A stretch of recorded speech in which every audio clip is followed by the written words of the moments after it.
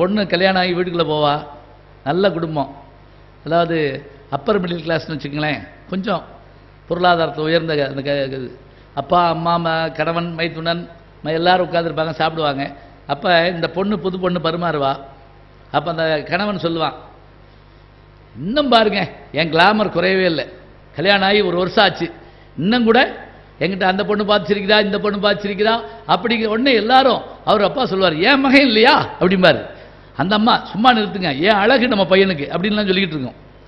இந்த பொண்ணு மாத்திரம் கேட்டுக்கிட்டு பேசாமல் பரிமாறுவா. யார்? மனைவி, புது மனைவி.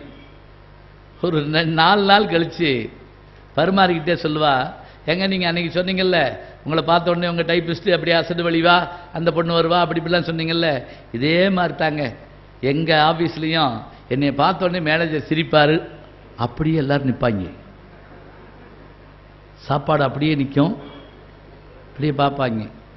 அந்த இன்னொருத்தர் வந்தோடனே போகிற போக்கில் என்கிட்ட 2 வார்த்தை பேசாமல் போக மாட்டார். சொல்ல சொல்ல சொல்ல அந்த இடமே அமைதியாயிரும். கொஞ்ச நேரம் கழித்து கணவன் உள்ளே வந்து, நாளையிலேருந்து நீ வேலைக்கு போக வேண்டாம் அப்படிமா. ஏன் அப்படின்னு கேட்பா. இல்லை அப்பா அம்மா எல்லாரும் பேசிட்டோம், நமக்கு இருக்கிற சொத்துக்காக நான் ஒன்றும் வேலைக்கு போகலையே, நான் படித்த படிப்புக்கு தான். இல்லை வேண்டாம், உடனே எல்லாரும் திருப்பி கூட்டுவாவ. இத்தனை நாள் அவங்க மகன் சொன்னபோது எல்லாரும் பாராட்டினீங்களே, ஒரே ஒரு வார்த்தை நான் சொன்ன உடனே நீங்கள் எல்லாரும் அதிர்ந்து போனீங்களே, அப்படிலாம் ஒன்றும் நடக்கலை. எனக்குன்னு ஒரு மனசு இருக்கும்ல, நீங்கள் யோசிச்சு பாருங்க, என்னுடைய சொந்தமான கணவன் இப்படி ஆகுறான்னு சொன்னால் நீங்கள்லாம் கைதட்டி சிரிக்கிறீங்க, நான் சிரிக்க முடியுமா? ஒரே ஒரு வார்த்தை. மாதவி கோவலன் பாடினாங்கிறதுக்கு மறுபாட்டு பாடினாங்க, போயிட்டா மறந்துட்டு அந்த இடத்துல